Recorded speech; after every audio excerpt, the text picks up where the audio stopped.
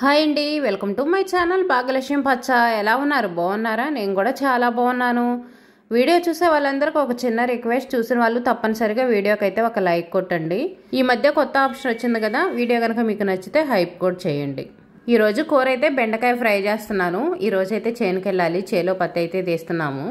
ఇంకా ఉదయం 5 గంటలకు లేచి పూజ అయితే చేసుకున్నాను. ఇంకా అవన్నీ వీడియో తీయడానికి అయితే కుదరలేదు. పూజ చేసిన తర్వాత ఇంకా అంట్లు కడిగేసి బట్టలు అయితే ఉతికేసి ఇంకా వంటగదిలోకి వచ్చి వంట అయితే స్టార్ట్ చేశాను. బెండకాయ అయితే ఫ్రై చేస్తున్నాను. ఈ ఫ్రై చేయడానికి కొంచెం టైం పట్టిద్ది కదా, ఇంకా పనులన్నీ ఉదయం త్వరగానే అయిపోయినాయి, అందుకని ఇలా ఫ్రై చేస్తున్నాను. నార్మల్గా ఫ్రై చేస్తే పిల్లలు తినలేదు, అంతగా ఇష్టపడట్లా, బంక్ ఎక్కువగా ఉంది, టేస్ట్ బాగుండట్లేదు అంటున్నారు. అందుకోసమని ఈరోజైతే మనం పకోడీలాగా చేసుకుంటాం కదా ఫ్రై, అలా అయితే చేస్తున్నాను. చాలా సింపుల్ ప్రాసెస్లో చేస్తున్నాను. ఇంకా ఎక్కువ మసాలాలు అవన్నీ వేసి మళ్ళీ ఉల్లిపాయలు ఫ్రై చేసి అవి ఫ్రై అయ్యేదాకా ఉండే టైం అయితే లేదు నాకు. అందుకోసమే ఇంకా బెండకాయలు అయితే కొంచెం గోధుమ పిండి కొంచెం శనగపిండి అయితే వేసాను. మనం బియ్యపిండి వేసుకుంటాం కదా, బియ్యపిండి కానీ కార్న్ఫ్లోర్ కానీ వేసుకుంటాము. బియ్యపిండి అయితే ఇంట్లో లేదు, అందుకని గోధుమ పిండి వేసాను. శనగపిండి కూడా చాలా తక్కువ వేసాను, మళ్ళీ గ్యాస్ వచ్చిద్దని. బెండకాయ తింటే గ్యాస్ వచ్చిద్ది, అందులో మళ్ళీ శనగపిండి వేసుకున్నాం అనుకోండి ఇంకా గ్యాస్ ఎక్కువగా వచ్చిద్ది. మసాలాలు కూడా ఎక్కువైతే ఏమి వేయలేదు. అల్లం వెల్లుల్లి పేస్ట్ కొంచెం ధనియాల పొడి వేసాను. ఇంక వేసి మొత్తం అయితే కలిపేసి ఇంక పకోడీలాగా అయితే వేస్తున్నాను. మనం వేసిన వెంటనే కలపకూడదు, వేసిన వెంటనే కలిపామనుకోండి పిండి అనేది విడిగా అయిపోయిద్ది. అందుకోసమని వేసి 1 నిమిషం పాటు అలాగైతే ఉంచేసి తర్వాత అయితే మనం కదిలించాలి. ఇంకా నవీన్ కూడా స్కూల్కి వెళ్ళాలి కదా, అందుకని ఒక పొయ్యి మీద అయితే వాడికి స్నానానికి వేడి నీళ్ళు అయితే పెట్టేశాను. ఇంకా టిఫిన్ చేయాలి, చట్నీ చేయాలి, చాలా పనులు అయితే ఉన్నాయి. ఈరోజు టిఫిన్ అయితే ఇడ్లీ చేస్తున్నాను. ఇడ్లీ అయితే చేయాలి. పిండి అయితే ఫ్రిడ్జ్లోంచి తీసి బయట పెట్టాను. టైం ఉంటే చట్నీ చేస్తాను, ఇంకా లేదనుకోండి చట్నీ చేయను. సాంబార్ అయితే కొంచెం ఉన్నాయి, ఫ్రిడ్జ్లో అయితే పెట్టాను. ఇంకా నవీన్ అయితే సాంబార్తో తింటాడు. ఇంకా మేమనుకోండి ఇంకేదైనా తిని అడ్జస్ట్ అవుతాము. కొంచెం కారం వేసుకొని నెయ్యి వేసుకొని తిన్నా కూడా ఇడ్లీ చాలా బాగుంటాయి. బెండకాయ కూర అయితే చేశాను. ఫస్ట్ కూర అయితే చేశానండి. కూర చేసామనుకోండి ఒక పెద్ద పని అయిపోయింది కదా, అందులో మళ్ళీ ఇలా డీప్ ఫ్రై చేయటం అంటే కొంచెం వేసి డీప్ ఫ్రై చేస్తున్నాం అనుకోండి కొంచెం టైం అనేది ఎక్కువే పట్టిద్ది. అందుకని ఫస్ట్ కూరే స్టార్ట్ చేశాను. ఇంకా అవి ఫ్రై అయ్యేదాకా టైం వేస్ట్ చేసుకోవటం ఎందుకులే అని ఇడ్లీ ప్లేట్లో అయితే ఇడ్లీ వేస్తున్నాను. ఇవి ఫ్రై అయ్యేంతలోపు ఏదో ఒక పని చేస్తానే ఉన్నాను, పొయ్యి దగ్గర అలాగే నుంచొని ఉండకుండా. ఒకసారి వెళ్ళేమో నవీన్ నిద్ర లేచాడు కదా, ఇంక ఇంట్లో మంచాలు దుప్పట్లు అవన్నీ తీసి సర్ది అయితే పెట్టాను. ఒక ట్రిప్ ఏమో ఇడ్లీ వేయటం, ఇంకొక ట్రిప్ ఇంకొక పని చేయటం, అలా అవన్నీ ఫ్రై అయ్యేదాకా ఖాళీగా ఉండకుండా ఏదో ఒక పని చేస్తున్నాను. ఎందుకంటే 8 గంటలకల్లా ఇంట్లో పని మొత్తం పూర్తి చేసుకోవాలి. కనీసం 8:30కి అయినా ఇంట్లో పనులన్నీ పూర్తి చేసుకొని చేనుకి వెళ్ళాలి. అందుకోసమని 1 నిమిషం కూడా ఖాళీ లేకుండా గ్యాప్ లేకుండా పని చేస్తానే ఉన్నాను. అదే ఇంటి దగ్గర ఉన్నామనుకోండి ఒక పని తర్వాత ఒకటైతే చేసుకోవచ్చు.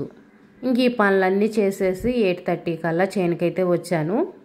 రోజు ఇంటి దగ్గర ఉంటా, ఎప్పుడో ఒక రోజు ఇలా త్వరగా పనులు చేసుకొని చేనుకి వెళ్ళాలంటే ఫస్ట్ రోజు కొంచెం కష్టంగానే అనిపించిద్ది, అర్థం కాదు పని అనేది. ఇంకా తర్వాత రోజు అయితే అలవాటు అయిపోయింది. ఇంకా చేనుకు వచ్చేసి చేలో పత్తి అయితే తీస్తున్నాము. పత్తి చేను చూడండి, చేను పరిస్థితి ఎలా ఉందో. ప్రతి సంవత్సరం ఫస్ట్ పత్తి తీసేటప్పుడు చేలోకి వెళ్తే చేలో అసలు మేము కనిపించకుండా చెట్లు అయితే అంత ఎత్తు పెరిగి ఉంటాయి. పత్తి చెట్లు కూడా పచ్చంగా ఉంటాయి అనుకోండి, పచ్చంగా చాలా హైట్ పెరిగి కాయలు, అసలు చేను ఎంత బాగుంటుందో. ఈ సంవత్సరం చూడండి వర్షాలు ఎక్కువ అవటం వల్ల పత్తి చేను పరిస్థితి చూడండి ఎలాగైపోయిందో. ఇప్పుడు పత్తి తీస్తున్నామా, మళ్ళీ ఇంకొకసారి పత్తి తీసేటప్పటికి ఇంకా చేను మొత్తం అయిపోయిద్ది, దానిపైన అయిపోయిద్ది, ఇంకా పత్తి ఏమి ఉండదు. ఇప్పుడు కాయలు కనిపిస్తున్నాయి కదా, ఆ కాయలు ఇంకొక ట్రిప్పే పగిలేది. 2 సార్లకే పత్తి మొత్తం అయిపోతుంది. అంతకు ముందైతే కనీసం 4-5 సార్లన్నా పత్తి తీసేవాళ్ళం. ఫస్ట్ పత్తి అయితే ఇలాగుండదు, కాయ ఒలుచుకుంటా ఉండేవాళ్ళం. చెట్లు బాగా హైట్ ఎక్కువగా ఉంటాయి కదా, గాలి రాకపోవటం వల్ల కాయలన్నీ నల్లగా అవుతాయి. కాయ పత్తి ఒలుచుకునే వాళ్ళం. రెండోసారి పత్తి అనేది బాగా ఇలా తెల్లగా వచ్చేది, కానీ ఈసారి ఇంకా కాయ పత్తి అనేది లేదు. ఇంకా లాస్ట్లో పత్తి వచ్చింది చూడండి, అలా ఉంది ఫస్ట్ పత్తి అయితే ఈ సంవత్సరం. అందులో రేటు కూడా సరిగ్గా లేదు. రేట్ అన్నా ఎక్కువ ఉందనుకోండి, కొంచెం దిగుబడి అనేది తక్కువ వచ్చినా రేట్ ఎక్కువ ఉందనుకోండి కొంచెం కవరప్ అయిపోయిద్ది. రేటు కూడా తక్కువగానే ఉంది. కవుళ్ళు కట్టుకొని పెట్టుబడులన్నీ పోయి కూలి వాళ్ళకి డబ్బులు ఇచ్చి రైతులకు మిగిలేది ఏమీ లేదు. ఈ సంవత్సరం అయితే ఏ చేలు కూడా అస్సలు బాగలేవనుకోండి. పత్తి బాగలేదు, మిరపతోట బాగలేదు, ఏ చేను బాగలేదు. పంటలు పండినా పండకపోయినా సరే మన ఖర్చులు మాత్రం తప్పవు కదా, తినటం తప్పదు, వేరే ఖర్చు ఏది తప్పదు. పిల్లల చదువులు, ఫీజులు, ఖర్చులు ఇంక ఇవన్నీ ఉంటానే ఉంటాయి. ప్రతి నెల డోకరాలు కట్టుకోవాలి, పాల బిల్లులు ఉంటాయి, చాలా ఉన్నాయి కదండి. అందుకనే నేను ప్రతి వీడియోలో చెప్తా ఉంటాను, ఇంటి ఖర్చులు అనేవి తగ్గించుకోవాలి, పొదుపు చేసుకోవాలని. ఇలా మనకి పంటలు అనేవి సరిగ్గా పండినప్పుడు, ఆదాయం రానప్పుడు ఖర్చులు అనేవి తగ్గించుకున్నాం అనుకోండి, ఒక సంవత్సరం పంటలు పండకపోయినా సరే మనం ఎక్కువ ఇబ్బంది పడకుండా ఉంటాము. ఇదైతే తర్వాత రోజు ఉదయం పూట వీడియో. ఈరోజైతే చేనికి వెళ్ళట్లేదు. ఈరోజైతే మాకు వనభోజనాలు ఉన్నాయి, అక్కడికైతే వెళ్ళాలి. ఇంకా చేనికి పత్తి తీసే వాళ్ళు ఎవరు రామన్నారు, అందరం మా వాళ్ళే. ఇంకా అందరం భోజనాలకు వెళ్ళాలి కదా అని చెప్పేసి ఈరోజైతే చేనికి సెలవు ఇచ్చేశారు. నేను అనుకోండి ఎప్పుడో ఒక రోజే వెళ్ళేది, ప్రతిరోజు వెళ్ళను కదా. ఇంకా వాళ్ళు కూడా రామన్నారు. ఇంక ఈరోజు సరదాగా పిల్లల్ని తీసుకొని అయితే వెళ్తాము. అక్కడ ఓన్లీ భోజనాలే కాదు, చాలా కార్యక్రమాలు ఉంటాయి. పోయిన సంవత్సరం కూడా వెళ్ళాము, బాగా చేశారు. ఈ సంవత్సరం కూడా అలానే చేస్తారనుకుంటున్నా. అవన్నీ కూడా వీడియో తీశాను. వీడియో తీసి ఇంక రేపైతే అప్లోడ్ చేస్తాను ఆ వీడియో. పత్తి వచ్చిందంటే ఇంక ఇంట్లో పరిస్థితి ఇలాగనే ఉంటుంది. చూడండి, బయట వరండాలో ఒక వైపునైతే పత్తి వేసాము, ఇంకో వైపునైతే మంచాలు నిలబెట్టాము. వరండాలో కుర్చీలు పెట్టి ఉంచుతాను కదా, 2 కుర్చీలు. ఇంకా ఆ కుర్చీలు అయితే తీసి వంటగదిలో అయితే పెట్టాను. ఇంకా అన్నీ అడ్జస్ట్ చేసుకొని ఇంట్లోకే మొత్తం సర్దేసుకోవాలి. బయట పెట్టినా కూడా పాడైపోతాయి. మంచాలు బయట పెట్టినా ఒక్కోసారి సడన్గా వర్షం వచ్చిందనుకోండి, మంచాలు తడిసి పాడైపోతాయి. మంచాలు తడిసినాయి అనుకోండి, త్వరగా ఆరను కూడా ఆరవు. ప్రతి సంవత్సరం బయట కట్టలను కూడా అన్నీ తీసేసేదాన్ని. పత్తి అయిపోయేంత వరకు కట్టలను అసలు ఉంచను. ఎందుకంటే పత్తి వేసినప్పుడు గాలి అనేది బాగా రావాలి. గాలి రాలేదనుకోండి పత్తి పాడైపోయింది. ఇంక ఈ సంవత్సరం కాయ పత్తి ఏం కాదు కదా, పత్తి కూడా అంత ఎక్కువ లేదులే అని చెప్పేసి కర్టన్స్ అయితే అలాగనే ఉంచాను ప్రస్తుతానికి. ఇంకా అవసరమైతే తర్వాత అయితే తీసేస్తాను. పత్తి అనేది ఇంకా ఎక్కువ వచ్చిందనుకోండి, మంచాలు కూడా అక్కడ పెట్టడానికి వీలుండదు. ఇంకా బయట పెట్టడమో లేదనుకోండి ఇంట్లో పెట్టడమో, ఇంకెలాగలా ఎక్కడో చోట అడ్జస్ట్ చేసుకొని పెట్టుకోవాల్సి వచ్చింది. పల్లెటూరులో రైతుల పరిస్థితి ఇలాగనే ఉంటుందండి. ఎందుకంటే పంట అనేది ముఖ్యం. మనకు ఫుడ్ పెట్టేది పంటే కదా. మనకి ఏది కావాలన్నా, ఏది కొనుక్కోవాలన్నా, ప్రతి అవసరానికి మనకు డబ్బు కావాలి. ఆ డబ్బు కావాలంటే మనకు పంట పండాలి. ఆ పండిన పంటని మనం జాగ్రత్తగా ఉంచుకోవాలి కదా. అందుకని ఇంట్లో మనం ఎలా ఉన్నా సరే పంట అనేది మాత్రం జాగ్రత్తగా ఉంచుకుంటారు. ప్రతి ఒక్కళ్ళు అంతేనండి. కొంతమంది అయితే ఇంట్లో వడ్లు వేసుకుంటారు. ఆ వడ్లు వేసుకున్నప్పుడు చిలకలు అవన్నీ వస్తుంటాయి. అబ్బా, చాలా ఇబ్బందిగా ఉంటుంది వాళ్ళకైతే ఉండటానికి. కానీ తప్పదు, వడ్లు అనేవి మన ఇంట్లోనే ఉంచుకోవాలి కదా. మళ్ళీ సపరేట్గా గదులు కట్టుకోవడానికి అంత బడ్జెట్ అయితే ఉండదు. ఇంకా అందుకోసమని ఇంట్లోనే ఇలా బయట వరండాల్లో వేసుకుంటారు. ఎక్కువ శాతం పల్లెటూరులో బెడ్రూమ్లు అవి కట్టుకోకపోవటానికి కూడా మెయిన్ కారణం ఇదే. ఎందుకంటే బయట వరండా అనేది ఓపెన్గా ఉందనుకోండి, పంట వేసుకోవడానికి బాగుంటుంది. అలా బెడ్రూమ్లుగా కట్టుకున్నాం అనుకోండి, బయట వరండా అనేది పెద్దది రాదు మనకి. ఇంట్లో హాల్ అనేది వచ్చింది.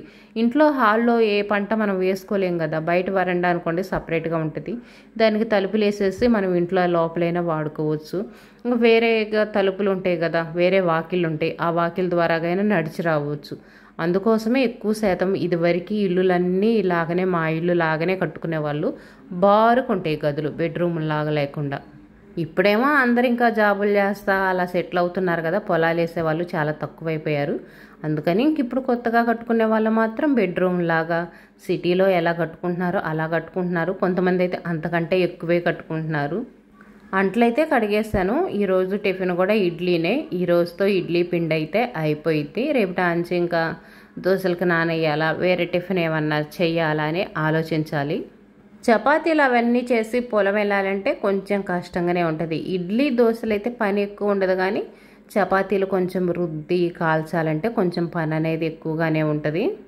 అందులో మా అబ్బాయి ఏది పడితే అది వేసుకొని తినే టైపు కూడా కాదు. వాడికి కర్రీ ఉండాలి, చపాతీ ఉందంటే తప్పనిసరిగా. ఇంక ఈరోజు అంట్లు అయితే మొత్తం కడిగేసాను. అంట్లు కడగబోయే ముందు కూడా చాలా పని ఉంటుంది. ఆ గిన్నెల్లో ఉన్నవన్నీ తీసి క్లీన్ చేసుకొని ఒక గిన్నెలో పోసేసుకోవాలి. అప్పుడే మనం అంట్లు కడగలుగుతాము. లేదనుకోండి అంట్లు కడగటానికి కూడా అంత నీట్గా అనిపించదు. డాబా మెట్లయితే చాలా దుమ్ముగా ఉన్నాయి, ఊడ్చినా కూడా తెల్లగా ఉంటున్నాయి. ఇంక ఈరోజైతే మెట్లు మొత్తం శుభ్రంగా అయితే ఊడుస్తున్నాను. చూడండి ఎంత దుమ్ము వస్తుందో. వర్షం పడితేనేమో క్లీన్గా ఉంటాయి, కానీ వర్షం వల్ల చాలా ఇబ్బందులు ఉంటాయి. వర్షం పడకపోతేనేమో ఇంక ఇదే పరిస్థితి, దుమ్ము అనేది బాగా ఎక్కువగా వచ్చింది. అందులో మా ఇల్లు ఇంకా రోడ్డు పక్కన ఉంటుంది కదా, చెప్పనవసరం లేదు. దుమ్ముకైతే అస్సలు కొదవ అనేది ఉండదు, ఎక్కువ డస్ట్ అనేది చాలా వచ్చింది.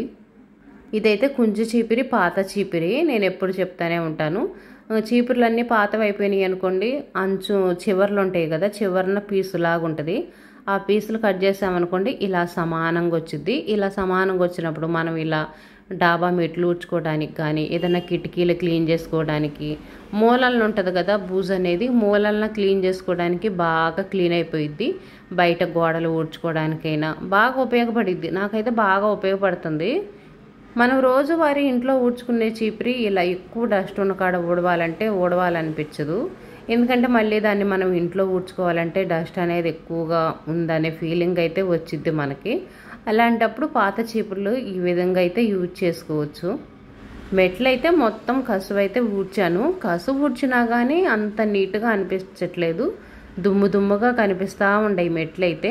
ఇంకా వీటి మీద ఒక చుక్క నీళ్లు చల్లేసి మొత్తం శుభ్రంగా తుడిస్తేనే అప్పుడు నీట్గా ఉంటాయి. వాటర్ పోసి కడిగాను అనుకోండి, ఆ నీళ్ళు అనేవి పక్కకు వచ్చేస్తాయి. మళ్ళీ ఇదంతా నీళ్లు పడతాయి, బయటకు కూడా వెళ్ళిపోతాయి. బయట మెట్లు ఉన్నాయి కదా, ఆ మెట్ల మీదకి వెళ్ళిపోయి ముగ్గు మొత్తం పాడైపోయిద్ది. మళ్ళీ ఇంక వాటర్ పోసి కడగటం ఇదంతా ఎందుకులే అని చెప్పేసి ఒక చుక్క నీళ్ళు చల్లేసి ఇంక ఇదిగోండి మొత్తం తుడుచుకుంటూ అయితే వస్తున్నాను. బయట తుడవటానికి కూడా సపరేట్గా బండ్ల తుడిచే కర్ర అనేది సపరేట్గా ఉంటే బాగుంటుంది. మళ్ళీ దీన్ని ఇంట్లో తుడవాలంటేనేమో ఎక్కువ మురికి అనేది వచ్చింది దీనికి. ఇలా బయట వరండా తుడిచినా కానీ, మెట్లు తుడిచినా కానీ మురికి చాలా ఎక్కువ వచ్చింది. అక్కడికి ఎక్కువ సరుపు నీళ్ళు వేసి బట్టలు ఉతికే నీళ్ళల్లో జాడిస్తూనే ఉంటాను. ఎంత జాడించినా సరే మురికి అనేది ఎక్కువగానే ఉంటుంది.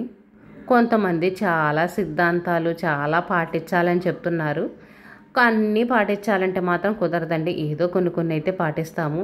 ఎవరి ఇష్టాలు వాళ్ళే, ఎవరి అభిప్రాయాలు వాళ్ళేలండి. ఎవరో చెప్పినట్టు చేయాలంటే మాత్రం మన వల్ల కాదు. మన వీలుని బట్టి, మన పనిని బట్టి మన పనులు చేసుకుంటా వెళ్ళిపోవటమే. ఇదిగోండి మా ఇంటి డిజైన్ చూడండి ఎలా ఉంది, బాగుందా? Old model. ఇదేనండి ఈరోజు వీడియో నచ్చితే లైక్ చేయండి, షేర్ చేయండి, సబ్స్క్రైబ్ చేసుకోండి.